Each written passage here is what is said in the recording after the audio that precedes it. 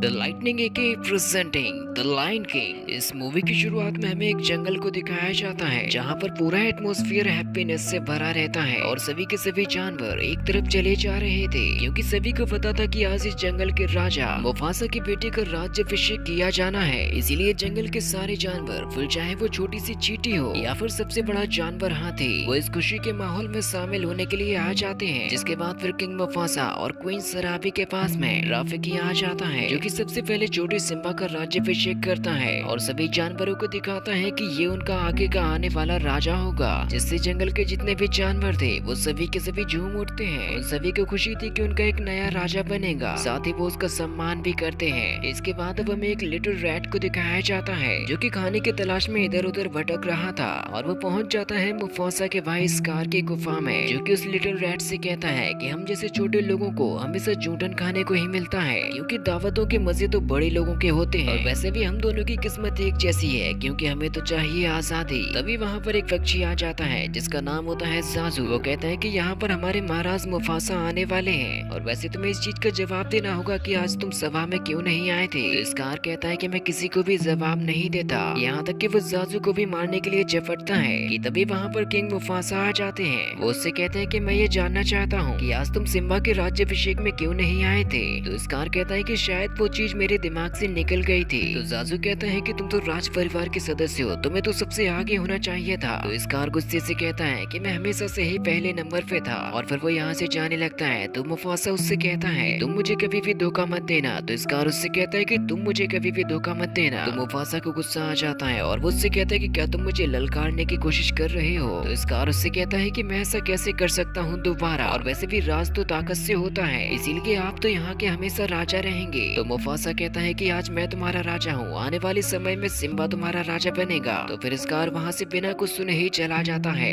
तो जाजू मुफासा से कहता है कि इसे तो यहाँ से निकाल देना चाहिए। तो मुफासा कहता है कि ये मेरा भाई है, जब तक मैं राजा हूँ तब तक ये कहीं भी नहीं जाएगा। इसके बाद अब रात के वक्त में हमें राफिकी को दिखाया जाता है जो कि पहले से ही भविष्यवाणी कर देता है कि सिम्बा आने वाले वक्त में एक महान राजा बनेगा। अगले दिन अब सुबह से हमें लिटिल सिम्बा को दिखाया जाता है जो कि मुफासा से कहता है कि आपने मुझसे वादा किया था कि आप मुझे घुमाने के लिए ले चलेंगे। तो फिर मुफासा उसे अपने साथ में ले जाने लगता है और उसे अपने गुफा के सबसे ऊपरी हिस्से पर ले जाता है। वो कहता है कि तुम्हें अपने सामने ये जितना भी क्षेत्र दिखाई दे रहा है वो सब कुछ हमारी टेरिटरी में आता है। आज के वक्त में मैं इसका राजा हूँ, लेकिन आने वाले समय में मेरे बाद तुम इस गौरव भूमि के रक्षक बनोगे। ये एक बहुत ही बड़ी जिम्मेदारी है जिसको तुम्हें बखूबी निभाना होगा, लेकिन तुम कभी भी भूलकर काली घाटी में नहीं जाओगे क्योंकि काली घाटी एक बहुत ही ज्यादा खतरनाक जगह है। लेकिन जब तुम राजा बन जाओगे तो तुम्हें हर किसी का सम्मान करना होगा क्योंकि हम लोग भले ये हिरन को खा जाते हैं लेकिन हमारे मरने के बाद हमारा शरीर घास बन जाता है जिसको फिर हिरन खा जाते हैं। मेरे कहने का मतलब ये है कि हमारा जो जीवन है वो हर एक जीव से जुड़ा हुआ है। जब तुम राजा बन जाओगे तो तुम्हें सारी चीजें समझ में आ जाएंगी। तभी वहाँ पर उन दोनों के पास में जाजू आ जाता है जो कि आज उन्हें सुबह की ताजा खबर सुनाता है। लेकिन तभी मुफासा सिम्बा से कहते हैं कि क्या तुम अभी मस्ती करना चाहते हो। जिसके बाद वो उसको प्रॉपर तरीके से शिकार करना सिखाते हैं। जिसके बाद फिर जाजू वहाँ से चला जाता है लेकिन वो तुरंत ही वापस आ जाता है और मुफासा को बताता है कि लकड़बग के शिकार करने के लिए गौरव भूमि में निकले हैं, इसीलिए मुफासा उनको रोकने के लिए चला जाता है। और वो जाजू से कहते हैं कि तुम्हें सिम्बा को अपने साथ में घर पर ले जाना है। सिम्बा जब अपने घर पर पहुंच जाता है तो उसे वहाँ पर एक छोटा सा बीटल दिखाई देता है जिसका वो शिकार करने के बारे में सोचता है, लेकिन वो कई मुश्किलों के बाद भी उसका शिकार नहीं कर पाता। वहीं पर बैठा हुआ स्कार उससे कहता है कि शिकार करना तुम्हारी बस की बात नहीं है। तो सिम्बा स्कार से कहता है मैं धीरे धीरे करके सब कुछ सीख जाऊंगा क्योंकि मैं इस गौरव भूमि का होने वाला महाराज और मेरे फादर ने मुझे आज पूरी गौरव भूमि दिखाई है। तो स्कार उससे चालाकी से कहता है कि उन्होंने तुम्हें काली घाटी नहीं दिखाई होगी। तो सिम्बा कहता है कि हाँ, उन्होंने मुझे वहाँ पर जाने से मना किया है। तो स्कार कहता है कि उन्होंने एकदम सही काम किया कि वो जगह हाथियों का कब्रिस्तान है जहाँ पर कभी भी बच्चे नहीं जाते, वही जाते हैं जो कि बड़े हो चुके हो। लेकिन तुम हमारे इस राज के बारे में कभी भी किसी को नहीं बताओगे। जिसके बाद वो सिम्बा को वहाँ से जाने के लिए कहता है। सिम्बा वहाँ से जाकर अपनी माँ के पास में पहुँच जाता है जहाँ पर लिटिल नाला भी मौजूद होती है। सिम्बा नाला से कहता है कि मैं तुम्हारे साथ में तालाब तक जाना चाहता हूँ, लेकिन उसकी माँ शराबी कहती है कि तुम्हारे साथ में जाजू भी जाएंगे। जिसके बाद फिर वो दोनों जाजू की निगरानी में यहाँ से निकल जाते हैं और रास्ते में नाला सिम्बा से कहती है मैं जानती हूँ कि तुम तालाब तक तो नहीं जाने वाले, इसीलिए तुम मुझे सच्चाई बता दो। तो सिम्बा कहता है कि मैं जाना चाहता हूँ हाथियों का कब्रिस्तान देखने के लिए क्योंकि वहाँ पर सभी बड़े जा चुके हैं। तो नाला कहती है कि हाँ, मैं भी वहाँ पर जाने के लिए एक्साइटेड हूँ, लेकिन हमें सबसे पहले इस जाजू से छुटकारा पाना होगा। तभी जाजू उन दोनों से कहता है कि होने वाले महाराज और महारानी बहुत ही अच्छे लग रहे हैं। वो यहाँ पर ये कहना चाहता था कि आने वाले समय में और नाला और सिम्बा एक हो जाएंगे, लेकिन उन दोनों को ही ये बात बिल्कुल भी पसंद नहीं आती। सिम्बा कहता है कि ऐसा कभी भी नहीं होगा, तो जाजू उससे कहता है कि ये तुम्हारा भाग्य है, तुम कभी भी अपनी जिम्मेदारियों से भाग नहीं सकते। इसके बाद अब हमें यहाँ पर एक काफी गजब का म्यूजिकल ड्रामा दिखाया जाता है, क्योंकि सिम्बा जाजू को ये समझाने की कोशिश कर रहा था कि वो गौरव भूमि का एक ऐसा राजा बनेगा जैसा कि अभी तक पैदा ना हुआ हो, और उससे कोई भी चीज समझाने की जरूरत नहीं है क्योंकि वो तो पहले से ही इतना ज्यादा समझदार है। साथ ही नाला और सिम्बा इसी बीच छिपने की भी कोशिश कर रहे थे क्योंकि वो जाजू से छुटकारा पाना चाहते हैं, और फिर थोड़ी ही देर बाद वो दोनों वहाँ पर गुम हो जाते हैं, जिसके बारे में जाजू को पता भी नहीं चलता। नाला और सिम्बा दोनों बातें करते हुए आगे बढ़ते जाते हैं और सिम्बा उससे कहता है कि तुम कभी भी मेरी रानी नहीं बनोगे क्योंकि तुम तो मुझसे लड़ भी नहीं सकती, जिससे कि उन दोनों के बीच में एक क्यूट सी फाइट होती है जहाँ पर नाला सिम्बा को हरा देती है। लेकिन फिर उन दोनों को ये रियलाइज होता है कि वो लोग अब फाइनली पहुंच चुके हैं हाथियों के कब्रिस्तान में, जिससे कि सिम्बा तुरंत ही आगे बढ़ने लगता है। वो कहता है कि आखिर हम दोनों ने कर दिखाया, आज के बाद से अब कोई भी हमें बच्चा नहीं कहेगा। लेकिन नाला को वहाँ पर कुछ अजीब सा एहसास हो रहा था, इसीलिए वो सिम्बा से कहती है कि हमें यहाँ से अब वापस चलना चाहिए। सिम्बा तो उसकी एक भी नहीं सुनता और आगे बढ़ते जाता है। वो कहता है कि मैं बहुत बहादुर हूँ, ये तुम्हारे सामने साबित करना चाहता हूँ। लेकिन तभी वहाँ पर अचानक से ही काफी खतरनाक लकड़बग्घे आ जाते हैं। ये दोनों ही बच्चे खुद ब खुद उनका शिकार बनने के लिए आ गए थे। वो लकड़बग्घे कहते हैं कि ये तो बिन बुलाए मेहमान है जो कि हमारी पेट पूजा करेंगे। तभी उन लोगों के पीछे से वहाँ पर लकड़बग्घों की सरदारनी आ जाती है जिसका नाम होता है सेंजी। वो कहते हैं कि हमारे तो भाग्य खुल गए क्योंकि आज हमें खाने के लिए राजकुमार मिला है। तभी उसी वक्त वहाँ पर जाजू आ जाता है और वो सेंजी से कहता है कि इन दोनों को माफ कर दो, ये लोग गलती से यहाँ पर आ गए हैं, लेकिन अगर अब तुमने गलती की तो महाराज लाशें बिछा देंगे। सेंजी कहती है कि लकड़बग्घों और शेरों की जंग तो कब से होती आ रही है, इसीलिए वो सिम्बा पर हमला करती है। लेकिन सिम्बा और नाला वहाँ से बचकर भागने लगते हैं। वो दोनों छोटी छोटी सुरंगों से बचते हुए जा रहे थे, लेकिन आखिरकार उन दोनों को ही वहाँ पर घेर लिया जाता है। तो सिम्बा वहाँ पर एक दहाड़ मारने की कोशिश करता है जिस पर सभी लकड़बग्घे हंसने लगते हैं, लेकिन उसकी दूसरी दहाड़ में सभी लोग डर जाते हैं क्योंकि अब वहाँ पर एंट्री हो चुकी थी मुफासा की, जो कि लकड़बग्घों की सेना को मारते हुए अपने बेटे को बचाने के लिए आ गया था। और वो सेंजी से भी कहता है कि ये तुम्हारे लिए आखिरी चेतावनी है, अगर कभी भी तुमने मेरे बेटे की तरफ आंख उठाकर देखा तो मैं तुम्हें जिंदा नहीं छोड़ूंगा। इसके बाद फिर वो सिम्बा और नाला दोनों को ही अपने साथ में ले जाता है। अपनी टेरिटरी में वापस आ जाने पर मुफासा जाजू से कहता है कि तुम यहाँ से नाला को अपने साथ में घर पर ले जाओ। तो जाजू मुफासा से कहता है कि आप उसको ज्यादा डांट मत लगाना, क्योंकि मुझे याद है कि सालों पहले एक ऐसा ही छोटा सा बच्चा मुसीबतों से घिरा रहता था, लेकिन अब चारों तरफ उसी की जय जयकार होती है। तो मुफासा कहता है कि बेटे को सबक सिखाना भी तो बाप का ही फर्ज होता है। जिसके बाद फिर जाजू नाला को अपने साथ में ले जाता है और फिर मुफासा सिम्बा को अपने पास में बुलाकर उससे कहता है कि मैंने तुम्हें जिस काम के लिए मना किया था तुमने आज वही किया, यहाँ तक कि तुमने अपने साथ साथ नाला की भी जान खतरे में डाली, जो कि सबसे ज्यादा गलत बात है। तुम सोच भी नहीं सकते कि मैं कितना ज्यादा डर गया था। तो सिम्बा कहता है कि मुझे तो ऐसा लग रहा था कि आपसे ज्यादा तो वो लकड़बग्घे डरे हुए थे। तो मुफासा उससे कहता है कि मुझे आज ये लगा था कि आज मैं तुम्हें खो दूंगा, वादा करो कि आज के बाद तुम कभी भी ऐसी गलती नहीं करोगे। जिसके बाद फिर वो सिम्बा को अपने पूर्वजों के बारे में बताता है कि हर राजा मरने के बाद एक सितारा बन जाता है जो कि अपनी पीढ़ी के शासक का हमेशा मार्गदर्शन करता है। आने वाले समय में मैं भी तुम्हें इसी तरीके से देखूंगा। इसके बाद हमें काली घाटी में मौजूद लकड़बग्घों को दिखाया जाता है जो कि आज दिन में हुए इंसिडेंट के बारे में बात कर रहे थे। तभी एक लकड़बग्घा कहता है कि अगर अभी यहाँ पर मुफासा आ जाए तो मैं उसको जान से मार दूंगा। कि तभी वहाँ पर एंट्री होती है एक शेर की, लेकिन वो मुफासा नहीं बल्कि स्कार होता है। और वो लकड़बग्घों से कहता है कि मैंने यहाँ पर 2 छोटे बिद्दियों को भेजा था, लेकिन तुमसे वो तक नहीं मारे गए, बल्कि तुम लोग तो यहाँ पर एक छोटे से चूहे को तक नहीं छोड़ते।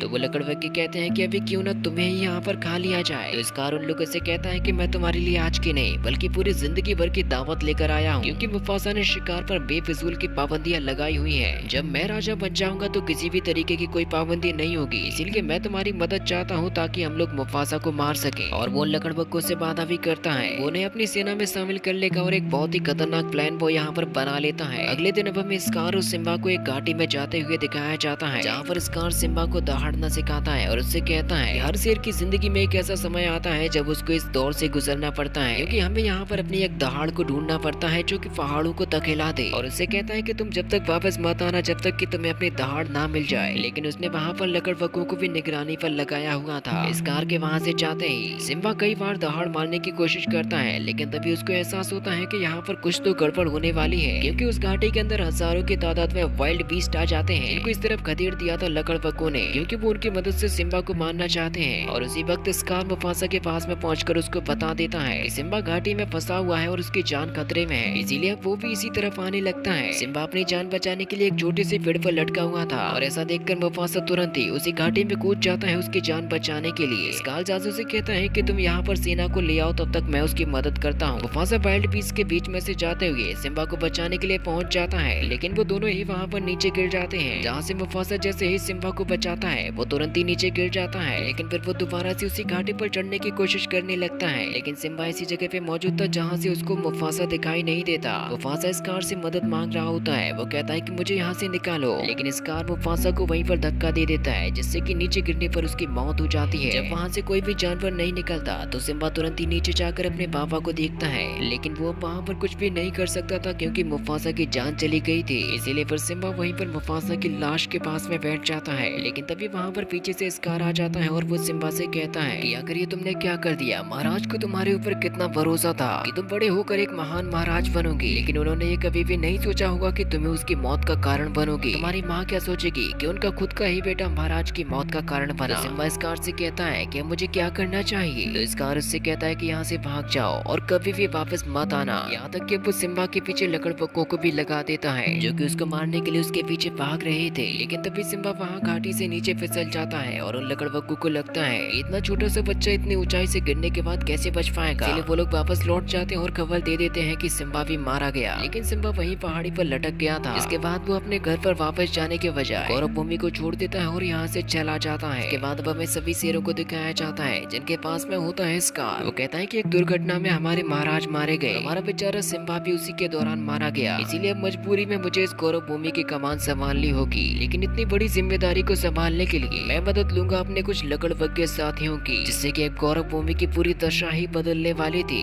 राफिकी और जाजू भी बहुत निराश हो जाते हैं। इसके बाद अब हमें सिम्बा को दिखाया जाता है जो कि गौरव भूमि से काफी दूर आ चुका था। वो चलते चलते एक काफी बड़े रेगिस्तान को भी पार कर लेता है और एक जगह पे थक हार कर लेट जाता है क्योंकि उसने काफी टाइम से कुछ नहीं खाया था। लेकिन ऐसा देखकर काफी सारे गिद्ध उसको खाने के लिए भी आ जाते हैं, लेकिन तभी वहाँ पर एंट्री होती है पुम्बा और टिमोन की, जो कि यहाँ पर सिम्बा की जान बचा लेते हैं। पुम्बा कहता है कि मुझे ये शेर का बच्चा लग रहा है, लेकिन जब टिमोन देखता है तो वो वाकई में शेर का बच्चा होता है, जिससे कि वो दोनों ही डर जाते हैं। पुम्बा का ये आइडिया होता है कि क्यों ना उसको अपने ही टीम में ले डाले, जिससे कि जब वो बड़ा हो जाएगा तो उन्हीं के काम में आएगा। तभी वहाँ पर सिम्बा जाग जाता है और वो उन लोगों से कहता है कि आखिर तुम लोग कौन हो। तो टिमोन कहता है कि हमने तुम्हारी जान बचाई है, काफी बड़े बड़े गिद्ध तुम्हें खाने वाले थे। तो सिम्बा कहता है कि मुझे इससे कोई भी फर्क नहीं पड़ता। वो दोनों ही समझ जाते हैं कि जरूर इसकी जिंदगी में कुछ न कुछ तो हुआ है, इसीलिए वो लोग सिम्बा से कहते हैं कि तुम हमें अपनी प्रॉब्लम बताओ, हम लोग तुम्हें उसका सॉल्यूशन बताएंगे, क्योंकि जिंदगी में हमेशा ही कुछ न कुछ तो होता रहता है। तो सिम्बा उससे कहता है कि मैं इस चीज के बारे में बात नहीं करना चाहता। तो टिमोन उससे कहते हैं कि अगर तुम्हें आने वाले टाइम को सेट करना है तो सबसे पहले पिछले कल को भुलाना होगा, क्योंकि जब तुम अपने पास्ट की चिंता ही नहीं करोगे तो फ्यूचर अपने आप ही सेट हो जाएगा। इसीलिए अब तुम हमारे साथ में चलकर अपनी एक नई लाइफ की शुरुआत कर सकते हो। वो लोग उसको खुश रहने का तरीका सिखाते हैं कि जब कभी भी टेंशन हो तो उसको टेंशन मत दो। पुम्बा बताता है कि उसको बचपन से ही किसी ने पसंद नहीं किया, लेकिन जब से टिमोन उसका दोस्त बना वो हमेशा से ही उसके साथ में है। धीरे धीरे करके अब सिम्बा भी उन्हीं के सुर में आने लगता है। पुम्बा और टिमोन उसको अपनी वैली दिखाते हैं और कहते हैं कि हमारा ये वो घर है जहाँ पर हम लोग कुछ भी कर सकते हैं। लेकिन पुम्बा और टिमोन के जो साथी थे वो उन लोगों को मना करते हैं। वो कहते हैं कि अगर तुम लोग इसको खिलाओगे क्या। तो पुम्बा और टिमोन सिम्बा को अपने साथ में ले जाते हैं और एक लकड़ी को खोद कर उसके कीड़ों को खाने लगते हैं। टिमोन सिम्बा से कहता है कि अगर तुम चाहो तो तुम भी इसको टेस्ट कर सकते हो। यहाँ तक कि अब सिम्बा भी उन्हीं कीड़ों को खाना सीख जाता है और समय के साथ उन लोगों की लाइफ और भी ज्यादा बेहतर होती जाती है। साथ ही अब सिम्बा भी पहले के मुकाबले काफी बड़ा हो चुका था और उसने जिंदगी जीने के कई सारे तरीकों को पुम्बा और टिमोन से सीखा है और वो उन लोगों का गाना हमेशा ही गाते रहता है। इसके बाद अब हमें गौरव भूमि को दिखाया जाता है जिसकी पूरी तरीके से दिशा ही बदल चुकी है, क्योंकि स्कार यहाँ पर हद से ज्यादा शिकार करता है। इसके बाद अब हमें नाला को भी दिखाया जाता है जो कि काफी बड़ी हो चुकी है और फिर तभी उन लोगों के पास में जाजू आ जाता है और वो उन्हें बताता है कि स्कार हद से ज्यादा शिकार कर रहा है, जिससे कि हमारी गौरव भूमि खतरे में है। लेकिन तभी वो लकड़बग्घे आकर उसको खदेड़ कर भगा देते हैं। नाला शराबी से कहती है कि हमें यहाँ से वक्त रहते निकल जाना चाहिए, क्योंकि अब गौरव भूमि पहले जैसी नहीं रही। और फिर सेंसी यहाँ पर आकर शराबी से कहती है कि तुम्हें राजा ने बुलाया है। शराबी स्कार के पास में जाकर उससे कहती है कि काफी ज्यादा शिकार हो रहा है। स्कार कहता है कि ये सब कुछ मेरी सेना का कमाल है, क्योंकि मुझे ललकारने वाला और रोकने वाला तो कोई भी नहीं बचा। तुमने सालों पहले मुझे ठुकरा कर मुफासा को चुन लिया था, लेकिन अब तो वो है ही नहीं, इसीलिए अब तुम्हें भी मेरे साथ में हो जाना चाहिए। तो शराबी कहती है कि मैं तुम्हारे साथ में कभी भी नहीं रहूंगी। स्कार कहता है कि आज के बाद से अब लकड़बग्घे पहले खाएंगे और शेरों को बाद में मिलेगा। रात के वक्त में नाला यहाँ से चिपते चिपाते भागने की कोशिश करती है, लेकिन जाजू उसको रोकता है और कहता है कि तुम्हें ऐसा नहीं करना चाहिए। नाला कहते हैं कि मुझे दूसरी जगह से मदद मांगनी होगी, लेकिन उसी वक्त स्कार भी वहाँ पर दौरे पर होता है। तो जाजू उसको भटकाने में लग जाता है। नाला मौका पाकर यहाँ से निकल जाती है। अगले दिन अब हमें सिम्बा को तितलियों के साथ में खेलते हुए दिखाया जाता है, लेकिन उसकी वजह से एक हिरन डर जाता है और वो भाग भी जाता है। तो सिम्बा पुम्बा और टिमोन से कहता है कि अब आखिर इसको क्या हो गया। तो टिमोन उसको समझाता है कि हमारी जिंदगी में हर जगह पे खतरा होता है और वैसे भी हम लोग किसी भी चीज से नहीं जुड़े हुए हैं, क्योंकि अगर हम जुड़ने लगे तो हम सोचेंगे कि अगर ऐसा किया तो वैसा हो जाएगा। इसीलिए हमने आज तक तुझे जो भी समझाया है वो सब कुछ याद कर, क्योंकि आज के खाने का इंतजाम तुझे खुद ही करना पड़ेगा। जिसके बाद फिर सिम्बा खाने के लिए काफी बड़े ढेर को खोद देता है। रात के वक्त में जब वो तीनों ही आराम कर रहे होते हैं तो पुम्बा टिमोन से कहता है कि आसमान में हमें क्या चमकते हुए दिखाई देते हैं। टिमोन कहता है कि मुझे तो लगता है कि वो जुगनू होंगे। तो पुम्बा कहता है कि मुझे लगता था कि यह करोड़ों कोस दूर गैस के गोले होंगे।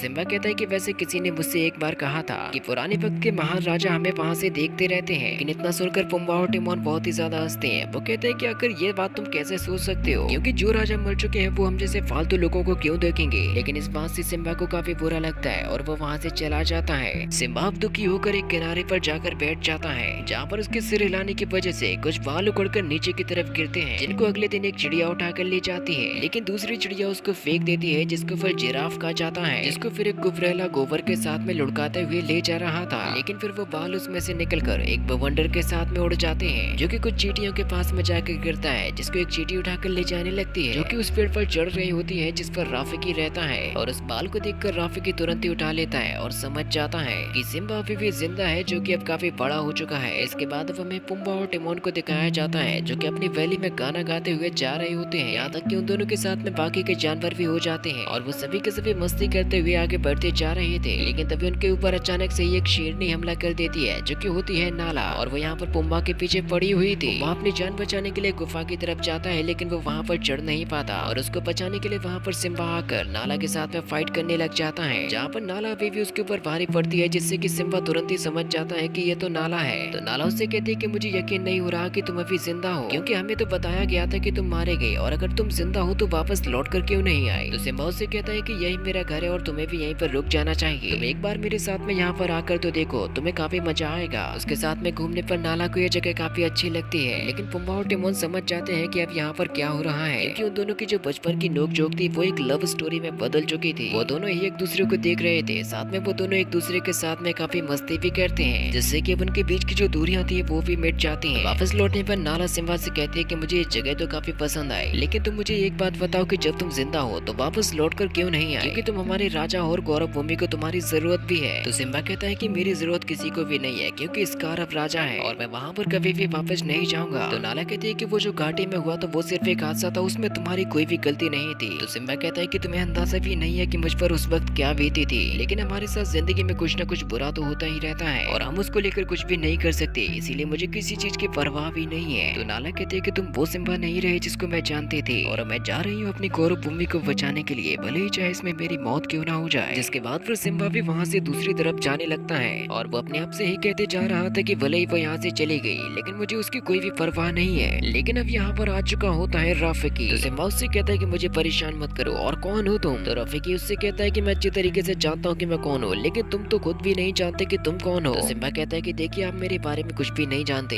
तो राफिकी कहता है कि तुम तो अभी खुद को ठीक से नहीं जानते, क्योंकि मुफासा का बेटा मेरी गोद में खेला है। तो सिम्बा उससे कहता है कि क्या आप बाबा को जानते थे। तो राफिकी कहता है कि नहीं, मैं उनको जानता हूँ, क्योंकि वो अभी भी जिंदा है। अगर तुम चाहो तो मैं तुम्हें उनसे मिला सकता हूँ। जिसके बाद वो उसको अपने साथ में ले जाने लगता है और राफिकी सिम्बा को एक काफी लंबा सफर तय करने के बाद में एक झील के पास में ले जाता है, जहाँ पर सिम्बा को उसी की परछाई दिखाई देती है। तो राफिकी उससे कहते हैं कि मुफासा तुम्हारे ही अंदर मौजूद है, और फिर यहाँ पर मुफासा की अंतरात्मा सिम्बा से कहती है कि तुम एक सच्चे राजा हो और तुम्हें अपनी जिम्मेदारी निभानी होगी। तो सिम्बा कहता है कि मुझे माफ कर दीजिए, क्योंकि मैं आपकी तरह महान नहीं बन पाया। तो मुफासा उससे कहता है कि मेरे लिए सबसे बड़ी बात ये थी कि तुम मेरे बेटे हो, इसीलिए हमेशा याद रखना कि तुम कौन हो। इसके बाद फिर राफिकी सिम्बा से कहता है कि मैं तुमसे दोबारा पूछता हूँ कि कौन हो तुम। तो सिम्बा कहता है कि मैं हूँ मुफासा का बेटा सिम्बा। और फिर सिम्बा यहाँ पर एक काफी तेज दहाड़ मारता है और अपनी गौरव भूमि को बचाने के लिए निकल जाता है, और वो बिना रुके काफी लंबा सफर तय करते जा रहा था, यहाँ तक कि अब तो वो नाला के साथ में भी मिल जाता है। और फाइनली घाटी से होते हुए पहुंच जाता है अपनी गौरव भूमि में और कहता है कि मुझे मेरे पापा ने इस गौरव भूमि का रक्षक बनाया था, इसीलिए मुझे तो अब लड़ना ही होगा। तभी वहाँ पर साजू की एंट्री होती है और वो ये अनबिलीवेबल नजारा देखकर चौंक जाता है। साथ ही वहाँ पर पीछे पीछे पुम्बा और टिमोन भी आ चुके थे। वो लोग कहते हैं कि भले ही हम लोग टेंशन को ज्यादा अटेंशन नहीं देते,